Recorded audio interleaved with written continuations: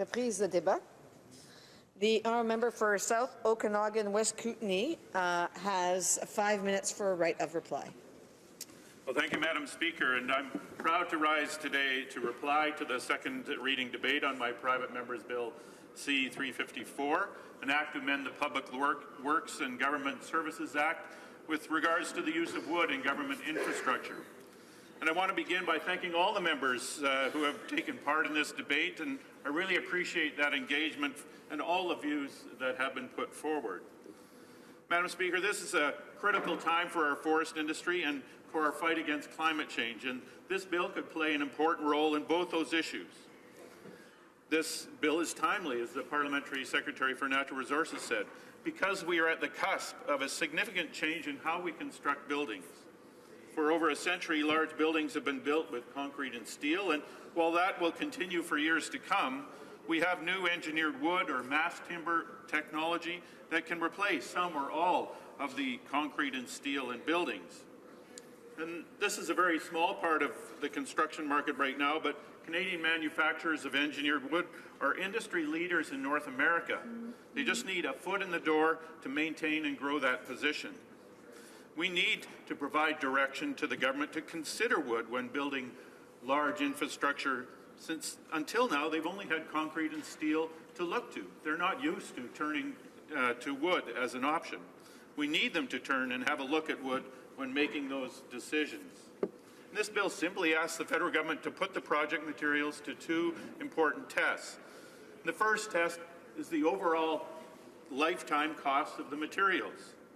The second test is the impact that those materials would have on the carbon footprint of that building. So the bill seeks to balance these two costs, the dollars and cents cost and the environmental cost. It's very similar to the Wood First bill enacted in 2009 in British Columbia and to government procurement policies in Quebec that promote the use of wood. So in answer to what the member from Gatineau said, I think these bills are very similar and they have stood the test of international trade agreements. Off the top, I'd like to discuss two of the main criticisms I've heard about this bill and explain why they shouldn't be of any real concern. And one is that it picks winners and losers, as a member from Sherwood Park, Fort Saskatchewan, just alleged just now. They say it distorts the market. It doesn't really do that at all. It simply asks the government to look carefully at the real costs and climate costs when choosing the best structural products. In fact, the cement industry recently asked that the federal government use exactly the same dual lens, lifetime costs and greenhouse gas emissions, when choosing structural products for infrastructure. The second concern I hear is about the fire safety of tall wood buildings. The fact is, mass wood buildings are as fire safe or more safe than those built with steel and concrete. Those that have been built already have been designed with direct involvement and sign-off by fire chiefs. Remember, we're not talking about stick frame buildings here. Fire acts completely different when it encounters a beam that's a meter thick than it does when it encounters a 2x4. It's like sticking a match to a big log. So what are the advantages of buildings? What are the advantages of building with mass timber? Why should the federal government want to use wood as well as the conventional steel and concrete? Well, first, wood sequesters carbon, and tall wood buildings can play a significant role in reaching our climate action targets. Each cubic meter of wood in a building acts to sequester 1 ton of carbon. Secondly, wood buildings can be built economically and efficiently since they're typically constructed off-site and then reassembled on-site as each section is needed.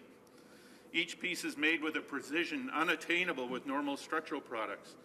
Engineered wood products can be exported to the United States without softwood lumber. And as other members have said here, wood buildings are beautiful. Climate action demands a lower carbon footprint for our infrastructure. The forest industry needs more markets, and the mass timber revolution offers a means to fill both those needs. Madam Speaker, wood buildings are safe, cost competitive, beautiful, and they fight climate change. So I'm encouraged to hear the words from the government side about sending this bill to committee for closer study. I really look forward to that. And I ask all members here to support Bill C-354 to foster the engineer wood sector in Canada and keep our forest industry sustainable and strong. Thank you. Here, here.